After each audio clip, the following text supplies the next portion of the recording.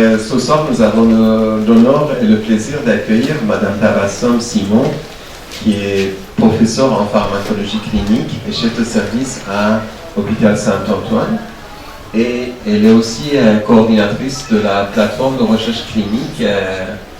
Elle est une grande chercheuse et elle nous a fait vraiment l'honneur. On ne pensait pas qu'elle accepterait notre invitation, mais elle nous a fait l'honneur d'accepter. Elle va nous parler ce soir de l'apport de la recherche clinique dans la prise en charge des pathologies en donnant l'exemple de l'infarctus de myocarde. خیلی ممنون تشریف آوردید. ما معمولا اقاطراف فرانسه صحبت میکنن، شما خب ایران هستید، ولی چون که اغلب توی اسامی و فرانسوی هستن و اینجا بچه درسشون خوندن، فکر کنم برای همه آسون‌تره که فرانسوی باشه. شما براتون اوکیه؟ خیلی ممنون، واقعا لطف کردید تشریف. من پس می‌کنم به شما. شب بخیر به همگی.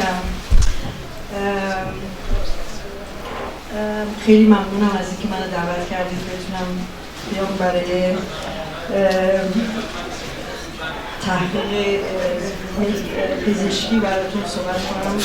من همونطور که آقای همدانی گفتن شاید راحت‌تر باشه هم برای شما هم برای من که بتونم تحقیقامو به زبان فرانسه بگم، برای اینکه لغت‌های پزشکی رو به فارسی خوب بلد نیستم. اینه که از قبل خواهش میکنم منو ببخشید از اینکه نمیتونم تمامش رو به فارسی صحبت بکنم. در ضمن من دقیق نمیدونستم که چند نفر توی این مجلس پزشک هستن و چند نفر پزشک نیستن. من آقای همدانی گفتن اکثرا پزشکن. اینه که من تمام توپمو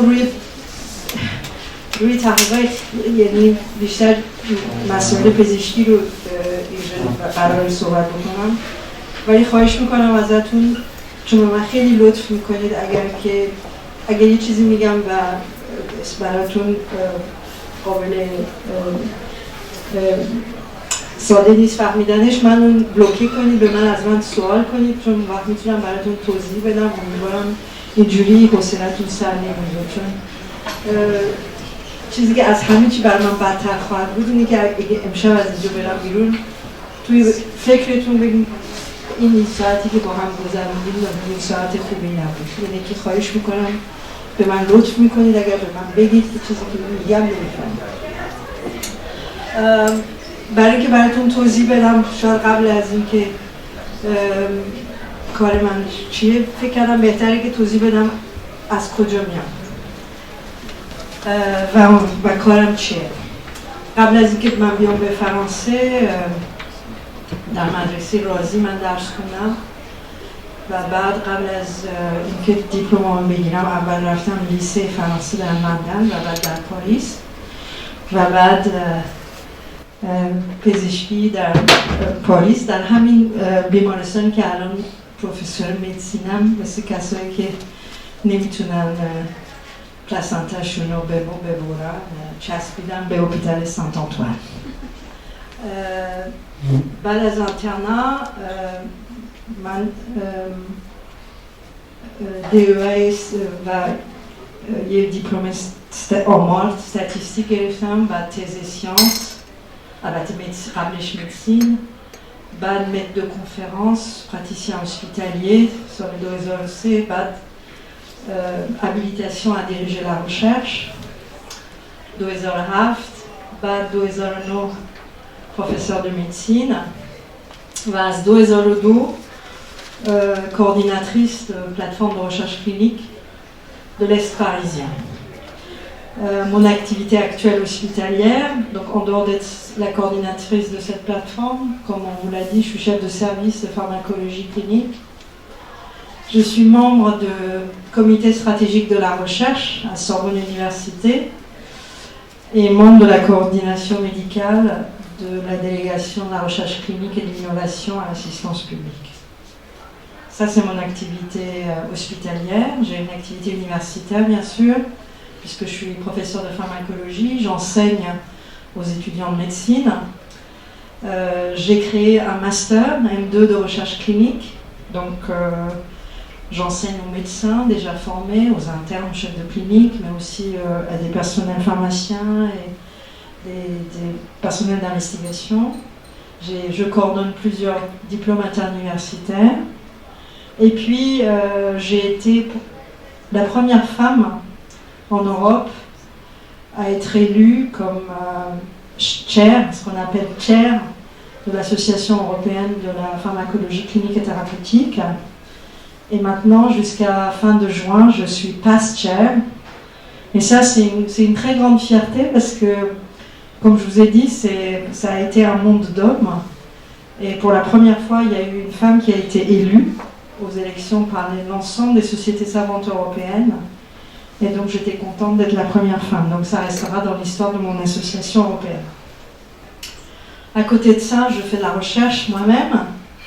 Et en particulier, je suis coordonnateur scientifique d'un essai européen actuellement qui s'appelle Reality. Je suis membre du comité exécutif d'un essai international qui s'appelle Tennis, dans le diabète, où il y a 20 000 malades dans le monde.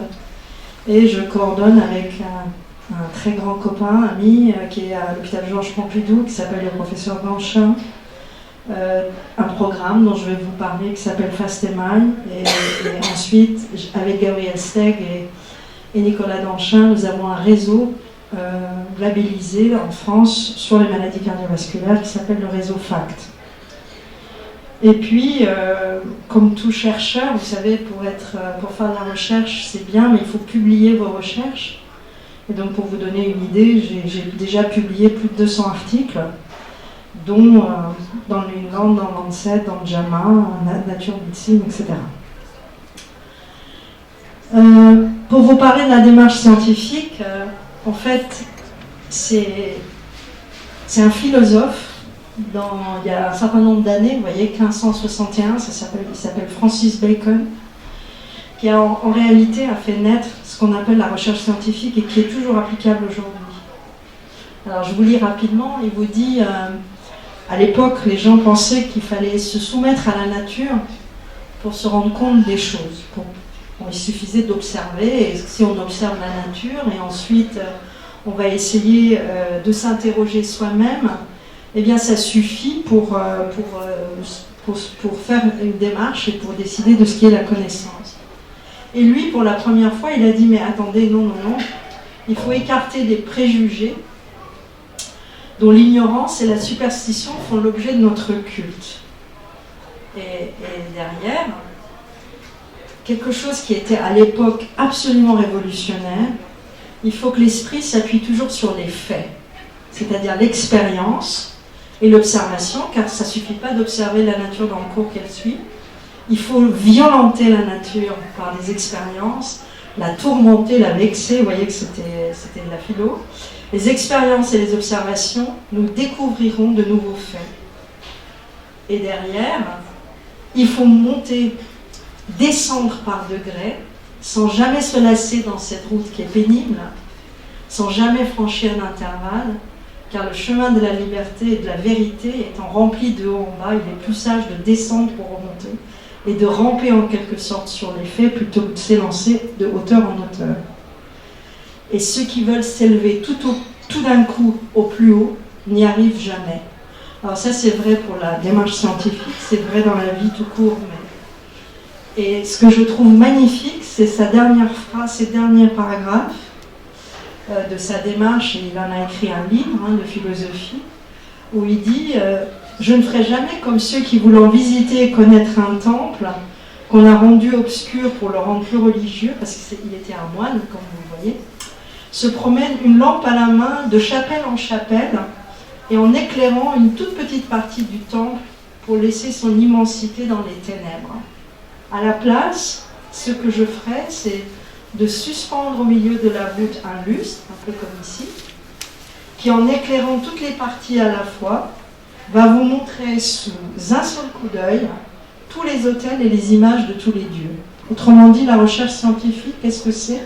C'est pas d'aller regarder un bout de quelque chose, mais essayer de l'éclairer comme une lustre au milieu de ce salon, pour essayer d'avoir une vue d'ensemble et essayer de réfléchir avec une vue d'ensemble à une problématique. Et ça, c'est quelque chose qu'on fait toujours aujourd'hui et que je trouve absolument incroyable que cet homme, déjà en 1561, l'avait déjà découvert. Et donc, sa méthode, c'est toujours d'actualité aujourd'hui, puisque lui, il avait parlé du concept de développement et d'expérience, et donc d'observer, de faire des hypothèses, de tester cette hypothèse et cette question, et essayer de faire des validations et des conclusions, et c'est ce qu'on fait encore aujourd'hui. Donc, moi je suis pharmacologue. Alors, qu'est-ce que c'est qu'un pharmacologue? C'est pas un pharmacien, c'est un médecin, et qui réfléchit au devenir des médicaments et comment est-ce que le médicament est métabolisé, éliminé, quels sont ses mécanismes d'action et comment on va faire pour développer des médicaments dans différentes pathologies et pour s'assurer de ce qui est essentiel en médecine, qui est d'avoir à la fois de l'efficacité mais aussi une tolérance. Et donc, en fait, de réfléchir à ce qu'on appelle le rapport entre le bénéfice d'un médicament et le risque. Je vous rappelle qu'un médicament comme l'aspirine, je suis sûre que tout le monde dans la salle en a déjà pris, pour des maux de tête, c'est un médicament extrêmement efficace, mais bien sûr, chez quelques-uns, ça peut entraîner une hémorragie gastrique. Donc même un seul comprimé d'aspirine peut être extrêmement dangereux chez certains patients parce que ça peut les faire saigner. Donc ce qui compte, c'est pas de dire un médicament il faut qu'il soit sans risque, parce que ça n'existe pas. Tous les médicaments ont un risque, mais de savoir quel est le rapport entre l'efficacité qu'il apporte par rapport à cette tolérance.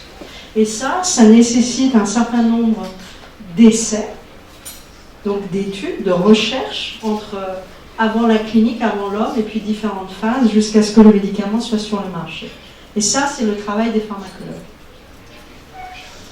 Et le point clé quand on participe à une recherche clinique, c'est d'essayer d'avoir une hypothèse, donc une question en médecine, de poser cette question pertinente, d'essayer de mettre en place une méthodologie pour répondre à la question, et ensuite se dire, ben voilà, je vais avoir une réponse qui va être très claire à ma question. Mon hypothèse, elle est confirmée ou elle n'est pas confirmée. Et non pas se dire, je veux absolument une réponse positive ou négative. C'est-à-dire, certains mauvais chercheurs veulent absolument démontrer que ce qu'ils avaient comme hypothèse de départ est vrai. Ils ne veulent pas comprendre que leur hypothèse de départ peut ne pas être vraie. Et ça ne fait pas des bons chercheurs. Un bon chercheur, c'est celui qui accepte d'avoir tort. Et c'est ce que vous disait Francis Bacon, on monte, on descend, on apprend petit à petit et on ne fait pas des coups par coup. Donc, ça, qu'est-ce que c'est? C'est ce qu'on fait beaucoup en médecine. Ce sont des essais qu'on appelle randomisés contrôlés, c'est-à-dire on tire au sort deux groupes. Un groupe qui va faire un bras, un traitement nouveau, et un autre qui va prendre le bras qui est aujourd'hui d'actualité. Et ce sont des essais qui ont des niveaux de preuve maximales, qui démontrent en fait ce qu'on appelle la causalité et pas seulement l'association. Et ce sont des essais qui sont coûteux, difficiles à faire. Et on va avoir quelques questions qu'on va répondre par ces essais. Je vais vous donner quelques exemples de ce qu'on a publié cette année dans l'unité que je coordonne à Saint-Antoine sur ces sujets. Le premier, voilà, c'est une étude qu'on a publiée cette année dans le New England et qui réfléchit sur une maladie qui est assez rare, qui s'appelle la cholangite biliaire primitive. C'est une maladie gastrique. Et ces patients, c'est compliqué à les traiter. Ils ont un médicament qui s'appelle ursodésoxycholique acide. Et certains patients ne répondent pas correctement à ces médicaments et du coup, on ne sait pas quoi faire pour eux. Et nous, on a testé avec Christophe Corpechot le fait d'utiliser un médicament qui est utilisé pour les gens qui ont des problèmes de triglycérides, qui s'appelle des fibrates. Et on a essayé de voir, parce qu'on avait évidemment des hypothèses derrière pour penser que ce médicament allait marcher, et on a essayé de voir si le fait de leur donner, en plus de l'ursodésoxycholique, ce fibrate, versus un groupe qui prenait du placebo, si c'était efficace. Et on a montré que oui. Et ce papier a été, évidemment, le New England, c'est en médecine, en médecine pour la recherche clinique, en tout cas, c'est le plus grand journal du monde. Et on était très fiers de pouvoir avoir cette publication donc en 2018. Et maintenant, on va probablement continuer dans ce travail pour ces patients qui avant n'avaient aucun autre médicament une fois que l'URSO ne marchait pas. Un deuxième travail qu'on a publié cette année, cette fois-ci dans JAMA, qui est aussi un grand journal de médecine, c'est d'essayer de voir, est-ce que, peut-être que vous en avez entendu à la radio et à la télévision, parce qu'ils en ont beaucoup parlé, parce que le sujet ça intéressait beaucoup les journalistes. Pourquoi ? Parce que l'idée était de voir, est-ce que, comme vous savez, quand vous prenez l'avion, vous avez sûrement entendu le commandant de bord qui dit aux hôtesses, n'oubliez pas, on check la porte, je sais pas, vérifier que les machins marchent, etc. Donc il y a un certain nombre de checklists qui sont organisées dans des avions et qui du coup permet de s'assurer que ces checklists de sécurité sont respectées. Et avec un de mes collègues qui s'appelle Jonathan Freund, qui est urgentiste à l'hôpital Pitié-Salpêtrière, nous avons travaillé sur un essai pour essayer de voir aux urgences, quand vous arrivez, pour les malades qui arrivent aux urgences, c'est pas comme dans le service quand vous êtes hospitalisé, parce que là vous êtes vu par un médecin urgentiste très vite, parce qu'il faut aller vite. Et ensuite, les gens n'ont pas beaucoup de temps de réfléchir, il faut tout de suite qu'ils trouvent ce qu'il vous faut. Et ensuite, vous êtes après orienté dans les services. Et donc la question qu'on s'est posée, c'est est-ce qu'en faisant comme dans un avion, c'est-à-dire de faire un checklist et 3 fois par jour, au cours des 24 heures des urgences, pendant 5 minutes, on fait comme une cloche, et les deux médecins urgentistes se parlent pour discuter des cas de ceux qui sont en train de s'occuper, des malades dont ils s'occupent, les dossiers.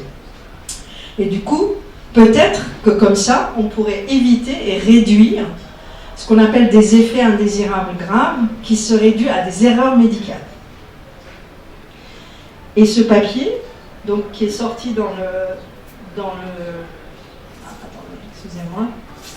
Voilà, ce papier qui a été publié dans JAMA, on a réussi à montrer qu'en faisant juste ça, très simple, 5 minutes, 3 fois par jour, 2 médecins qui se parlent aux urgences, eh bien on réduit de 40% le risque d'erreur qui est dû au fait qu'on doit faire vite. Donc c'est énorme. Hein. Le problème, c'est qu'on n'a pas toujours le temps et il faut être sûr que les médecins... Donc on essaye maintenant de voir si on peut l'implanter dans toute la France.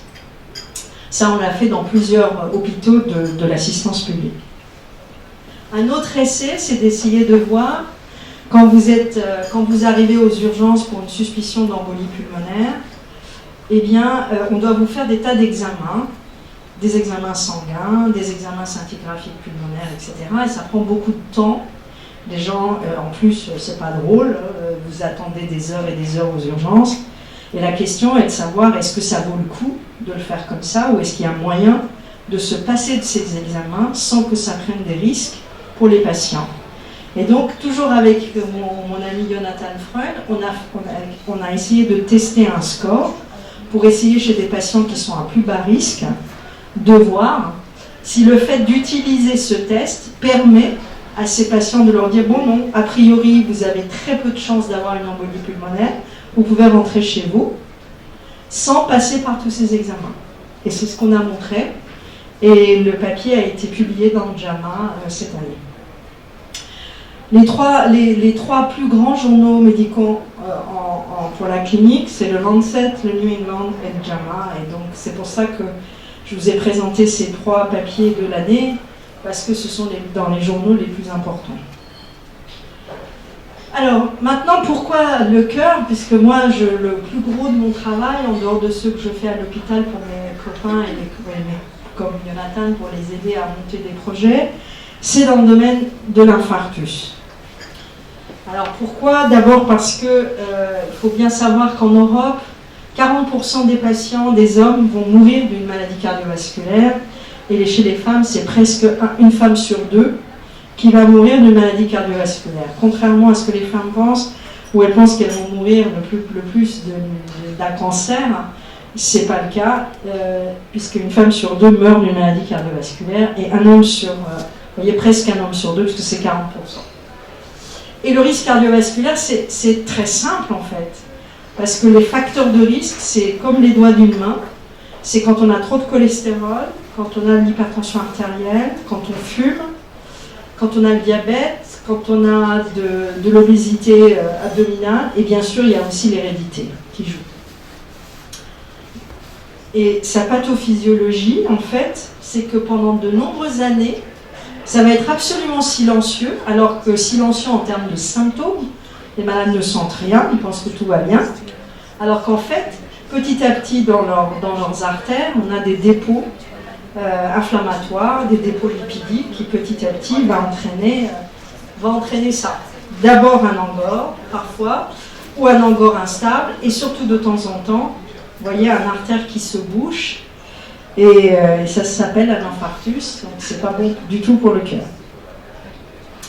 Alors une fois que la maladie est déclarée, on a des médicaments qu'on donne quand on fait un infarctus qui marche. On a des antiagrégants comme Plavix, comme l'aspirine, comme Prasugrel, comme Ticagrelor, ce sont des médicaments qu'on donne pour éviter les caillots. On a des statines qui évitent les dépôts de cholestérol. On a des inhibiteurs de l'enzyme de conversion qui protègent la paroi artérielle. On a des bêta-bloquants qui protègent le cœur. Et puis on demande aux patients, attention, il faut arrêter de fumer, il faut faire l'exercice et il faut avoir un régime équilibré.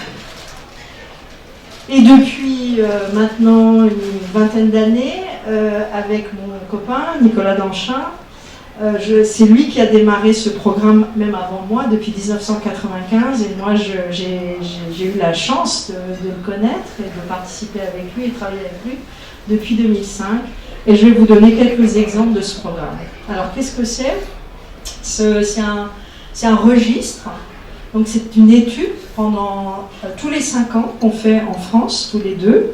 On le met en place pour tous les malades qui, dans tous les hôpitaux de France, c'est-à-dire les hôpitaux universitaires, les hôpitaux généraux, les cliniques des armées, partout en France, font un infarctus. Tous les patients sont enregistrés dans ce registre. C'est fait sous l'égide de la Société française de cardiologie. Et on va suivre ensuite les malades pendant 10 ans. Pour vous donner, voilà, par exemple, en 2015, vous voyez, toute la France est dedans, et partout. Vous avez en bleu, les petits centres, en fonction de leur taille, les plus gros, et bien sûr, vous avez Paris, la région parisienne. Et vous voyez qu'en 2 mois, on a inclus plus de 5000 malades en France qui avaient fait un infarctus, et depuis, on les suit. Alors la première chose qu'on a montré, entre autres, une des choses, à quoi ça sert ce type de programme, c'est d'essayer de voir l'incidence de la maladie et surtout l'évolution de la maladie. Et pour vous donner un exemple, depuis 1995 jusqu'en 2010, vous voyez ici la proportion des groupes d'âge selon le sexe pour les hommes et les femmes. Et ce qu'on voit, c'est que, grosso modo, pour les hommes qui ont plus de 75 ans, ça ne bouge pas beaucoup. Pour ce qui est des hommes de 60 à 74 ans, ça diminue un petit peu et la proportion des moins de 60 ans a un peu augmenté entre 2000 et 2005 et depuis c'est stable. En revanche, pour les femmes, très clairement, il y a une très forte augmentation chez les femmes jeunes du taux d'infarctus entre 1995 et 2010. Donc il y a de plus en plus de femmes jeunes qui font un infarctus en France. Pourquoi ? Eh bien, parce qu'elles fument de plus en plus. Et ça, vous le voyez ici.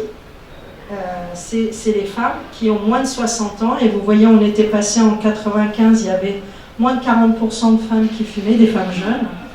Et en 2010, elles étaient 70%. Et donc, ça, c'est l'intérêt de ce type de travail. C'est ensuite essayer de faire des campagnes de prévention pour essayer d'expliquer aux jeunes femmes qui sont dans les lycées et puis celles qui travaillent que fumer, c'est pas un signe d'indépendance, c'est au contraire un signe de grande dépendance et que c'est pas en fumant qu'on est libéré, au contraire on s'emprisonne puisqu'après on a des maladies graves. Alors là vous le voyez pas très bien, mais un papier qu'on a publié en JAMA en 2012 pour essayer de montrer la mortalité à 30 jours d'infarctus, et ce qui est bien, ce qui est rassurant, c'est de voir que les progrès de la médecine sont efficaces, puisque en 1995 en France, presque 14% des patients qui étaient hospitalisés pour un infarctus étaient déjà morts à 30 jours. Et en 2010, il n'y en avait plus que 4%. Donc vous voyez, ça fait une très grande baisse de mortalité à 30 jours d'infarctus de myocarde.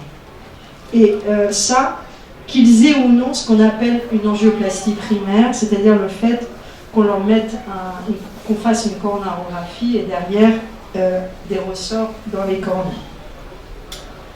Et ça fait une diminution de 60% de mortalité à 30 jours en moins de 15 ans.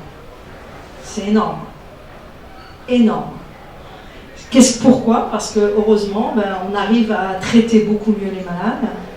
On a des médicaments efficaces comme les statines, qu'on donne maintenant beaucoup plus.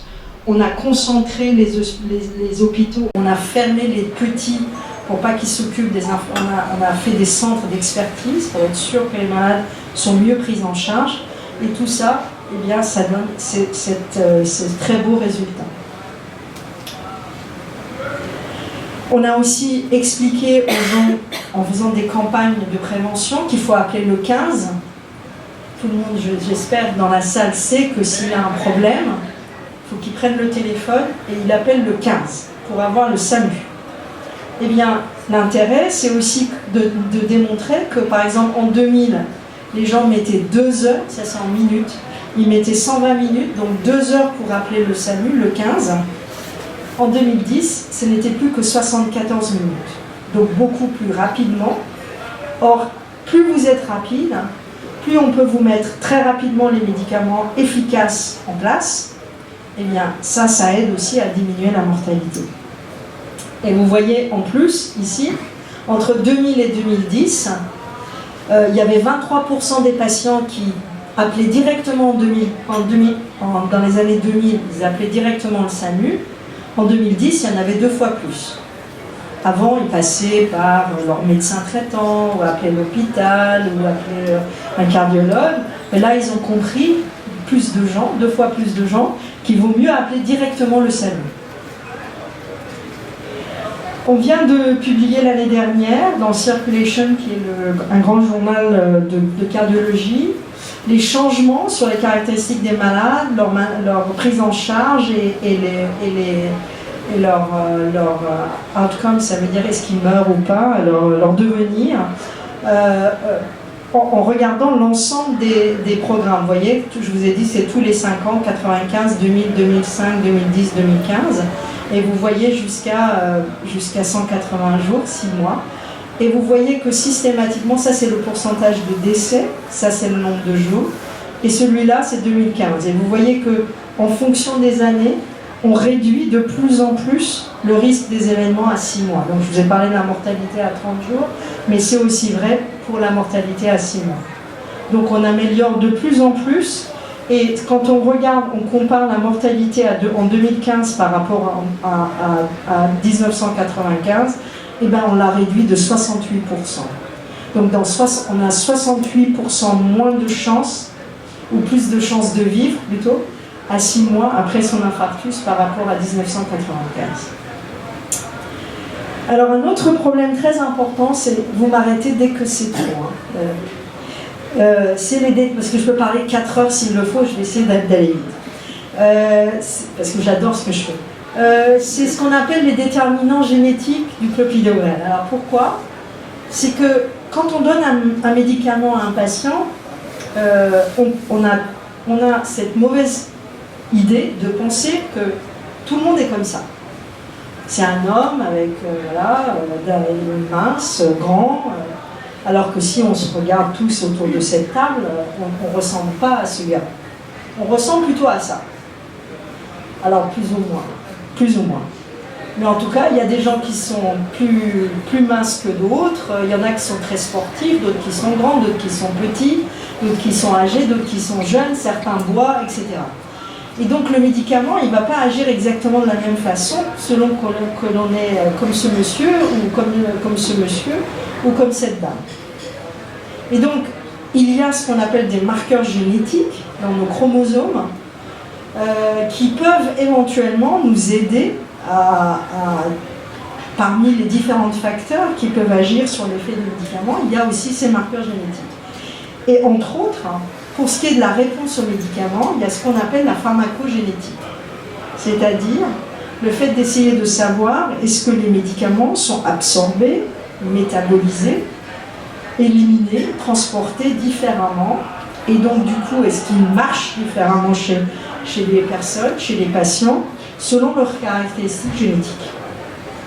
Et ça, c'est un travail qui permet du coup de savoir pourquoi chez certains patients, les médicaments qu'on leur donne, c'est à la fois, ils tolèrent bien et ça marche.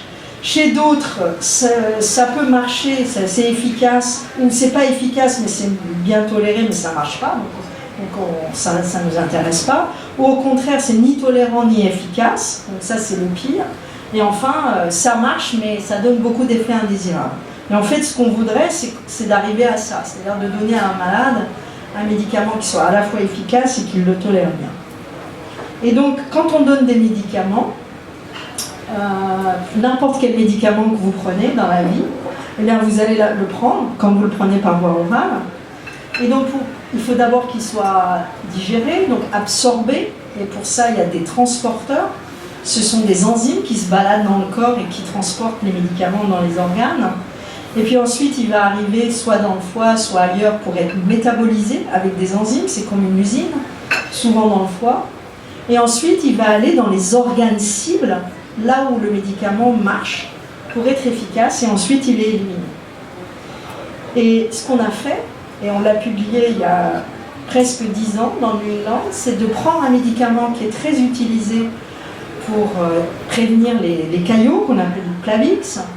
Et ce médicament, il est entre autres métabolisé par le foie, ici, par une enzyme qu'on appelle le CYP2C19. Et on a montré que le fait, chez certains patients, d'avoir dans leur chromosome ce qu'on appelle un polymorphisme génétique, qui fait que cette enzyme CYP2C19 marche moins bien, entraîne une réponse moindre, moins efficace du médicament en question. Et ça a fait l'objet de plusieurs papiers que nous avons faits. Autre chose, bon ça c'est pas très grave. L'autre intérêt, c'est parfois d'essayer de travailler pour essayer de voir si les médicaments qui vont arriver sur le marché, est-ce qu'ils ont une chance d'être efficaces. Et on a utilisé notre base de FastMI sur une enzyme qu'on appelle SPLA2, Secretory Phospholipase A2, qui est une enzyme qui marche dans l'athérome. Et nous, on a essayé de voir, premièrement, est-ce que les concentrations de cette enzyme est associée à des événements cardiaques? Est-ce que le fait d'avoir un polymorphisme génétique qui détermine le niveau d'activité de cette enzyme dans le sang, est-ce qu'il est associé? Et enfin, est-ce qu'en fonction de nos gènes, est-ce qu'on peut avoir un impact sur les événements? C'est ce qu'on a montré ici, pour dire, ben non, ça ne marche pas. Il n'y a pas de causalité, c'est-à-dire qu'il n'y a pas des gènes qui vont déterminer la réponse à ce fameux enzyme qui entraîne l'athérome. Et du coup, on a dit dès 2013 que les médicaments qui vont arriver et qui vont agir sur cette enzyme, ça ne va pas marcher dans l'infarctus. Les gens ne nous ont pas cru jusqu'à ce que l'essai soit publié dans le JAMA, un an après, où effectivement ils ont vu que ça ne marchait pas. Et ils auraient pu arrêter, en ayant vu notre papier, ils auraient pu l'arrêter, ça leur aurait évité plusieurs millions de dollars.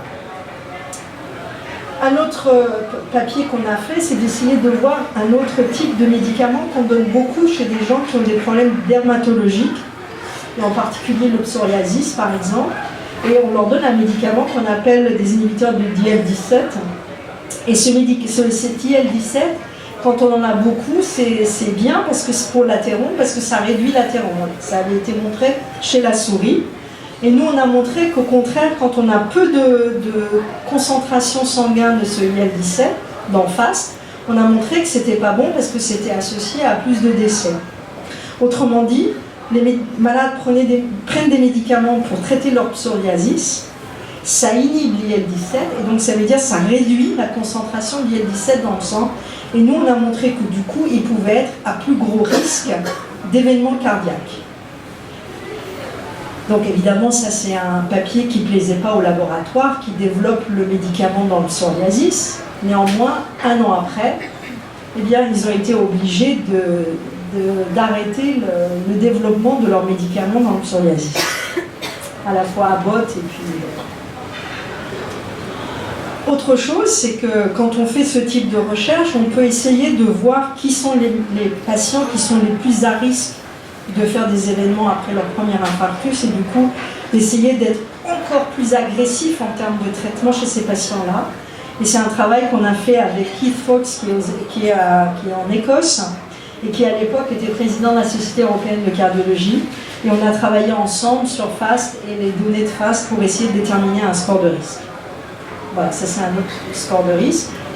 L'autre chose qu'on peut faire, on a montré, c'est essayer de regarder si le fait d'être une femme ou un homme, est-ce que c'est en termes de stratégie de traitement, c'est-à-dire le fait de vous faire une angioplastie, est-ce que c'est aussi efficace chez l'homme que chez la femme? Et la réponse était oui. Dernière chose, c'est qu'on peut utiliser des données des registres comme ça pour essayer de générer des idées futures pour d'autres essais. Par exemple, ici, on sait depuis des années qu'il faut donner des bêta-bloquants à des malades qui ont fait un infarctus. On dit qu'il faut leur donner à vie, ça n'a jamais été testé. Et nous, on a regardé d'en face et on a montré que le fait de leur donner jusqu'à 5 ans, finalement, ça ne change rien. Probablement, c'est bien de leur donner pendant la première année, mais ensuite, il est possible qu'on pourrait leur arrêter. Évidemment, il faut pouvoir le démontrer. Et donc ça, c'est une hypothèse, ça enclenche une question qu'il va falloir démontrer. Donc ça, c'est pour vous dire, ce registre, ce travail sur FAST depuis plus de 20 ans, vous voyez, ça a fait plus de 150 articles dans le monde. On a travaillé avec 250 communautés d'auteurs différents, et ça a fait beaucoup de papiers multiples et variés. Donc à quoi ça sert, tout ça? J'espère que j'ai réussi à vous montrer. L'idée, c'est d'essayer de mieux soigner les malades, évidemment. Et pour ça, il faut essayer de répondre à des questions pour essayer d'améliorer les connaissances médicales dans la spécialité, en termes biologiques, dans l'imagerie, dans le soin. Essayer d'apporter ce qu'on appelle un accès innovant précoce pour des nouveaux médicaments, mais aussi des nouveaux dispositifs, en changeant la pratique médicale. Puis ça permet, puisqu'on est en France et qu'on travaille en France, ça permet aussi de renforcer à l'échelle internationale la compétitivité et la visibilité et la notoriété, j'espère, de la recherche clinique française, et puis encourager l'emploi, parce que dans tout ça, il faut énormément de gens qui travaillent. Voilà, merci.